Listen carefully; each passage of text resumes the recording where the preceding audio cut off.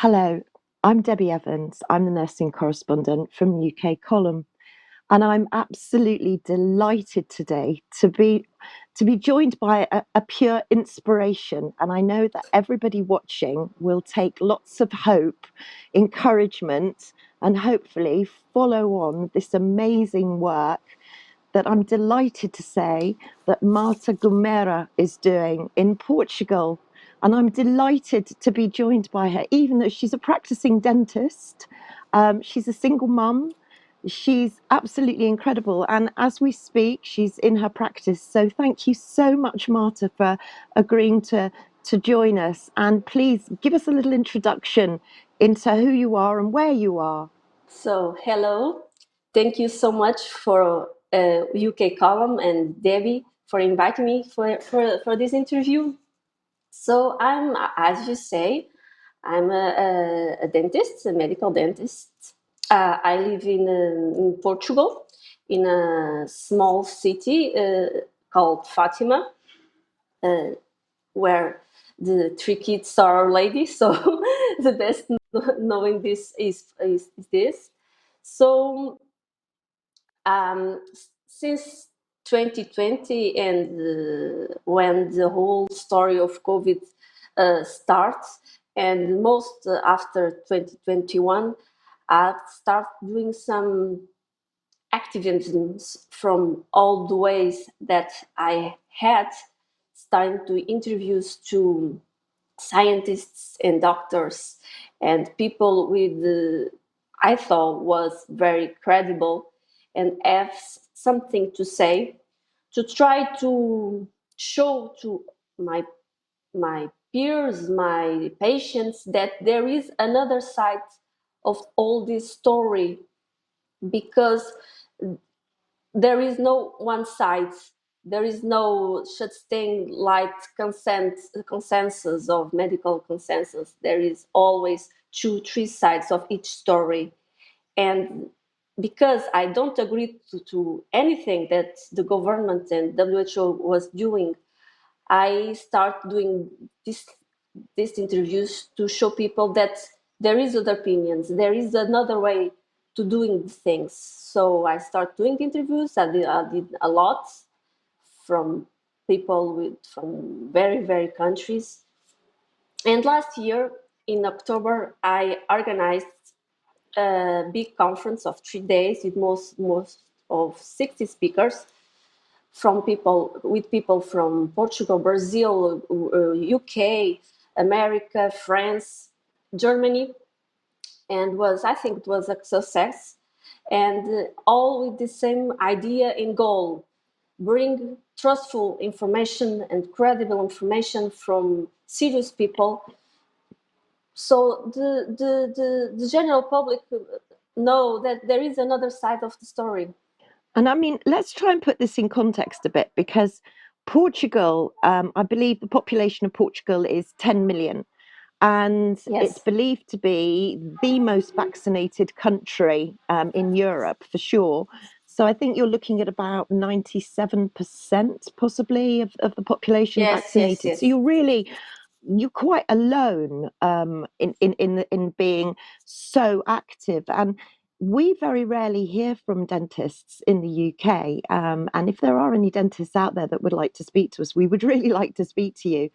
But interestingly, you're unvaccinated, Marta, and I was very relieved to hear when we spoken earlier that you weren't pushed into or coerced by your association at all to have No. the vaccine, and you've been allowed to practice in Portugal. Can I just ask you, are you finding that a lot of people are looking for you now because of the stance that you're taking? They want to come to you because you're unvaccinated. Are you finding people traveling to come and see you? First of all, I'm not unvaccinated. I have those conventional vaccines. I don't have the COVID vaccines. Uh, about that, I think uh, there is a lot of hysteria in Portugal. The people really believe in TV. They really trust what the journalists and the government say, and we have a high adherence to the vaccination. So it's very difficult for doctors who have a different perspective to say something publicly, because if you say something, there is our disgrace, I think. So I think the most of the doctors who are against this, they choose to do a kind of small resistance, silence resisting. They see which patient is more in the same vibe, which patient they can speak a little more. So the resistance to the vaccine is made like this. I know a doctor who, besides she had the three or four vaccines for COVID. She always says to all their patients, don't take the vaccine, don't take the vaccine. Even she, in the end, took the four. So uh, this is a little strange, a little maniac, but in Portugal the things apparently took like this. So I have several patients who look to me to, because I'm vaccinated. That already happened several times. People who came from the north of the country to, I live in more in the middle. They took, they did about 200, 300 kilometers to, because they knew that I'm vaccinated, so they choose to more comfortable with me. So that happened. Yes, yes. And I believe that I knew a doctor who prescribed ivermectin. He had passion for all the countries, and even other countries who call him to have a prescription. Yes, I mean, I'm not surprised, to be honest. I'm really not. But I think what I really want our viewers and listeners to know, especially those in Portugal, is that you've done all of this pretty much alone and you've self-funded this. So you've got two young children, you're working as well very hard. How do you find time? I mean, this must take up an enormous amount of time. You started off your channel, and for people that want to look at your channel, and please go to your channel. It'll be in the write-up underneath this interview. So you interviewed like 60 people, didn't you, to find out more, to get as much evidence as you could. How did you find the time to do all of this, Marta? The invites actually to it's very quick, because I did once a pre-form, a letter. So I look for, in the Twitter, mainly Twitter, people who, and because I belong to a group called Panda from South Africa, and that they have a lot of specialists. So I already had some contacts. So I sent emails, and a lot of people answer me. The interviews, fortunately, one way or another, we have the time difference. So sometimes I had interviews at I put my kids to sleep, and I have an interview in the next hour. So I did the things like that. One day I wait until the 1 a.m. in the morning to do an interviews to someone in the Pacific time on the other side of United States. I try to do things or in my lunch hour, or this we have to manage it. I think when we have a lot of conviction in what are we doing, we find time. We find we move the mountains to get the do something. And in the free times, as dentists, I can arrange my own patients. I can schedule my schedules. It's phenomenal because you didn't stop at that. You know, you set up your channel, you've done all of these amazing interviews which can be seen on your channel, but then you Yes. decided that you would crowdfund to a conference, a massive international conference, this one woman show almost, and you did it. How did Tell us what you did and who you had and how many tickets you sold? I did it alone. I started alone. One thing, I wake up. No, my, I was thinking about this for a year, and one day I wake up. Okay, someone have to do something. I will do something, and I start has I always had my channels. I had some followers, and I thought, well, I will start a crowdfunding and see what I can get from this. Always with the same objective, or same goal. I will do something smaller, bigger, but I will do something. I send invites. I have people from UK, Professor Norman Fettington, Dr. Claire Craig, I have the France, Alexandra Rincourt, Christian Perronnet. From German, I have Rainer Fulmich. From Britain, I had to test Dr. Tess Laurie from World Council of Health. I have from America, what I have from Patrick Fangham Bridges too. Is a behavioral psychologist from Britain too. I have from Britain too, but by Zoom, Dr. Piers Robinson is talk about propaganda. A very interesting person. I had several Portuguese doctors because I people start to come to me to help me. So fortunately, I could get a lot of doctors, more than I expect, who came to talk about their experience with ivermectin. We don't prescribe ivermectin. There is no pill of ivermectin in Portugal, but one or two doctors could prescribe in another way, and they came to speak about their experience. I have from Brazil doctors.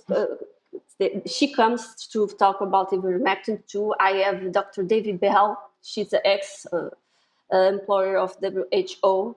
He comes to talk about that. More, I have a more 60, too much, very, very. I have Gert van den Boschen. He works to Bill and Melinda Foundations. She's virologist from Belgium. I have from Israel, I have Dr. Jessica Rose from Israel. She is inside of all side effects there are in certain virus, is that the word? Virus. So she came and she's a specialist. She's in that is their area. So she came and talked with us from Israel. That happened a lot of amazing things in that conference of 3 days, and it's. I think I'm not forgetting no one, but the director of Planet Lockdown director. She actually he was in France, so before he goes to America, he stopped here. From Ireland, I have Ivor Cummins. Such a great guy, very very great guy, and it was small steps. Send invites, hope for the best, hoping always with same goal. We have to do something smaller or bigger, but we have to do something. Was in Fatima. It's not the obvious choice, but it's a choice which I can handle. I can control, because if it was in Lisbon, it's too far from me. I don't have the same control that I have in Fatima. And in the 3 days, you kind of have more than 800 people divided for the 3 days. It was a small room, but for the size of Portugal, and consider then that we have a lot of pressure with vaccines, we let a lot of pressure with the TV. We can, for 2 years, you can talk freely about this show. But I consider a victory to have a full house in 3 days, listen her these people, and have the opportunity to mostly two doctors who were very, very, very ashamed, very, very criticized in 2020, they have their time to speak freely without any prejudice and without criticizing. They have the time to explain their arguments, their vision in the friendly environment. You know, I'm trying to get my head around this because, you know, I'm a mum. I was working full time. I had young children. I mean, and to organize an international conference of that magnitude from contributors from pretty much every country alone is unbelievable. So huge congratulations to you for doing that. But the you didn't stop there. You haven't stopped there. You've decided that you're going to go to Parliament. So you, you know, why reach for the moon when you can go for the stars instead? So in this country, in the UK, we can start a petition and we have to get 100,000 signatures for it to be discussed in our parliament. In Portugal, as my hearing this right, you have to get 7,500 signatures on a petition, and then it goes to another stage. So the first petition you put in, I believe, Marta, was for against childhood vaccines, or at least having them boosted because you wanted there to be a discussion. So tell us about the first petition that you put into Parliament. So the first petition, it's not me, was my friend Sonia Souza, who then asking me, please Marta, come with me so you are more inside of this, and explained all this. So I said yes.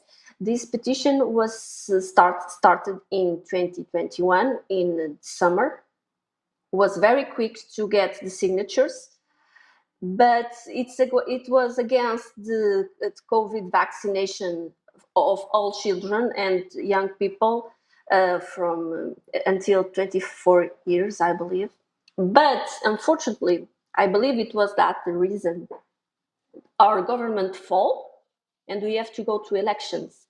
So between the submission of the petition and actually we will hear by a health commission is the stage before to go to the parliament. We go to a health commission to defend our point of view, and then they write a report and send to all the political parties.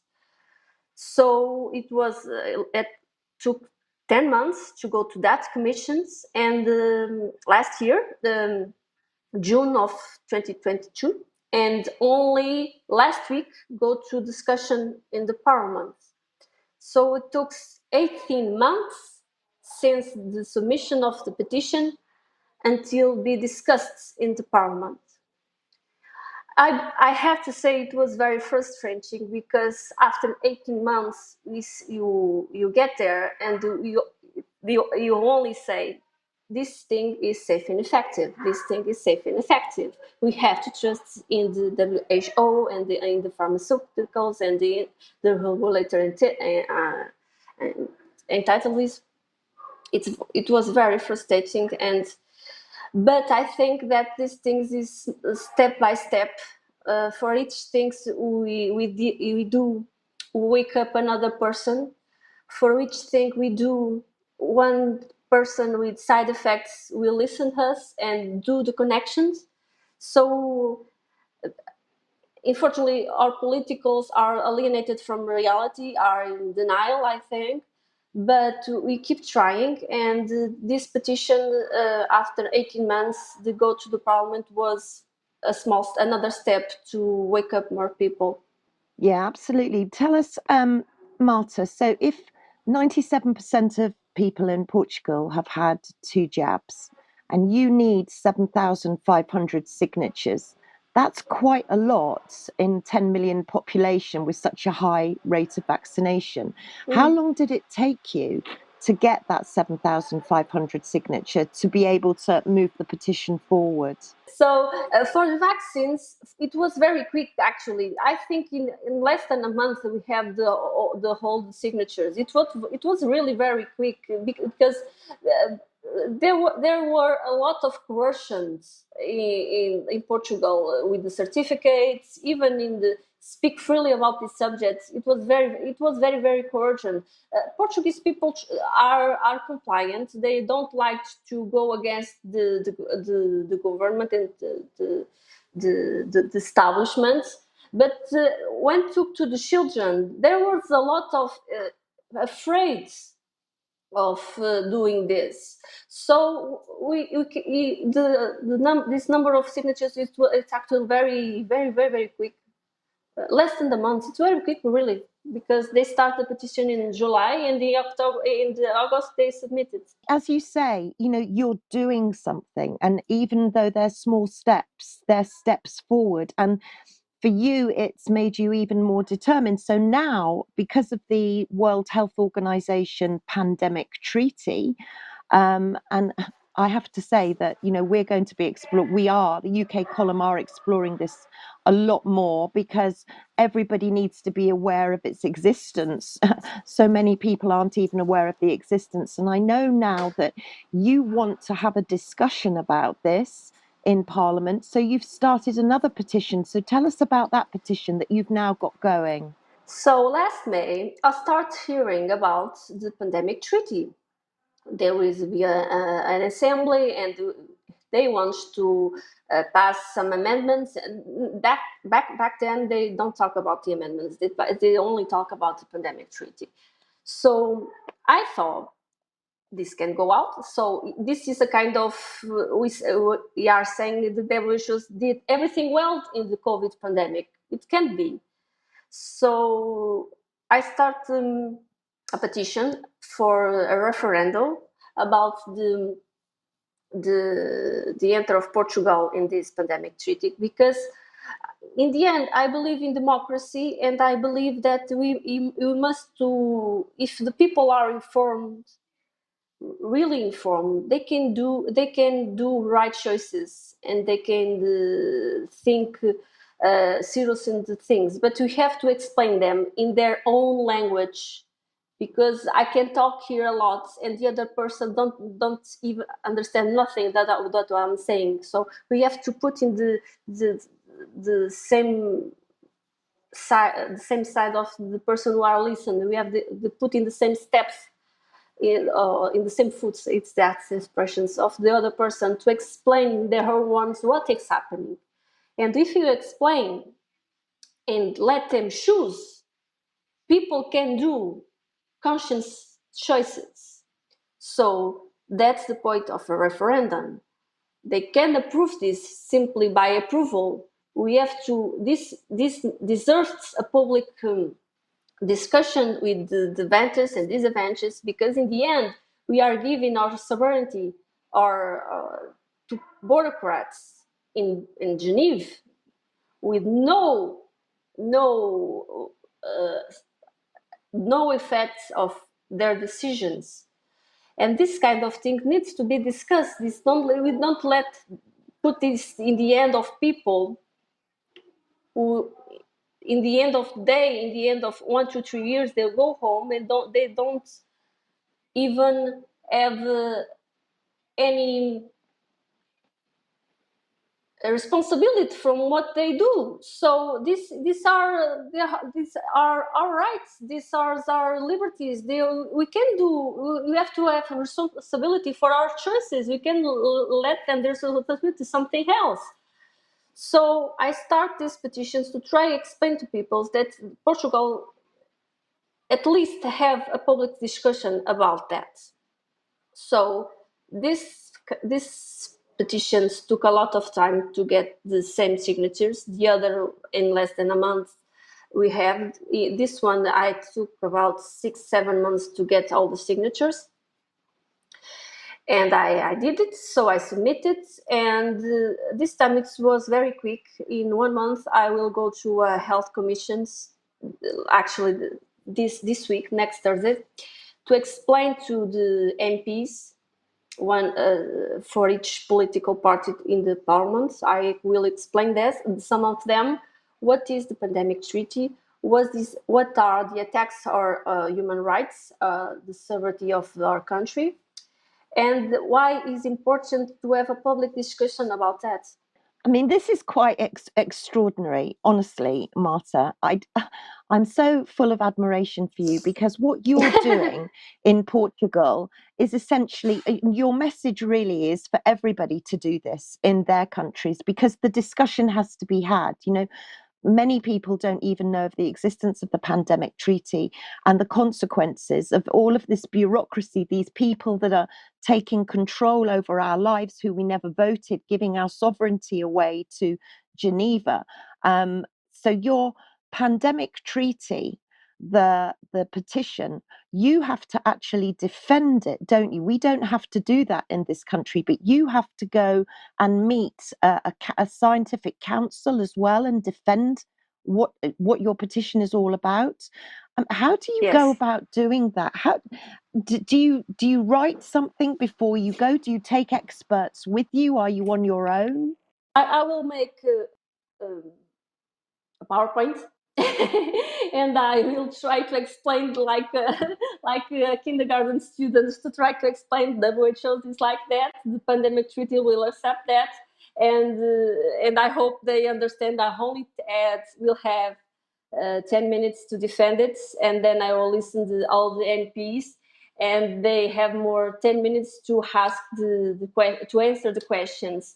So I am spoken with James Rogalski, who is activist from America, very, very, very inside of all these things. I'm in contact to Dr. David Bell, ex-employer of WHO, who know the people, know who is inside of WHO. He worked with Bill Gates. He worked with Jeremy Farrell, the actual chief scientific of WHO. So to be prepared and can explain what this means and which kind of people are beside this, and try that they at least be aware of what's happening in the Brussels and Geneva. So, Marta, we're going to put your petition up. So, please, for everyone watching in Portugal, you know, those of you that might now be thinking this is a really good petition to sign, and it is, please go to the link that you'll see in the article below. Because if this petition gets, I think it's 40,000 signatures, there's an Mm-hmm. immediate referendum, which means that Portugal has to have a debate, and this could be an amazing model for the rest of us around the world. So if you are in Portugal, maybe you could be one of those 40,000 and sign this petition. But that being said, Marta, I know that you've got an appointment. Your next patient's arrived. So, as always, I'd really love to give you the last word. And I know that you're going to be giving the last word in your own language, in Portuguese, and then in English. And with that, can I just say thank you so much and good luck? And we're here to support you and do all we can. And to everybody watching, please find inspiration in what Marta's done and please do something, however small, please do it because every little baby step counts. Thank you, Marta, and over to you. Então, eu queria, em primeiro em português, eu queria pedir às pessoas que ainda não assinaram que assinem a petição se acharem que é do vosso interesse e se concordarem com ela, porque se chegarmos tivermos 40 mil assinaturas, tivemos que ter um referendo de qualquer maneira, e é importante haver estas iniciativas para funcionar como bola de neve e contagiar outros países. Peço também que me ajudem a outra conferência que eu vou fazer, é a Conferência pela Saúde Mental e sobre Propaganda na Pandemia, que vai ocorrer em maio, e se quiserem aparecer e ajudar também com dinheiro, é mais um pequeno passo para espalhar a palavra. What about in English now? What I'm saying to my Portuguese friends is that please sign the petition if you agree with the petition, to get that magical number so we can get a referendum and kind of influence other countries to do the same. I'm asking you to come and help maybe to my next conference in next May about mental health and propaganda, international conference about mental health and propaganda in the pandemics with many guests especially from Portugal and Great Britain and the United States. And please, your country, do this kind of events, because we have to stop to expect that other people do things by us. We are citizens. We have a right of opinion, and we have to fight by our sons, our daughters, our family. We have the power to do small things, and with small things we can get something bigger. It's not too quick. It's not from a day on. These things takes time. It's very frustrating sometimes, but if each person do their own thing, their own rule, they speak, they try to explain in the way that the other person can hear it, and try to, we can make together, we can make great things. And please do, please help if you want it. And we will win this. I believe we will win this.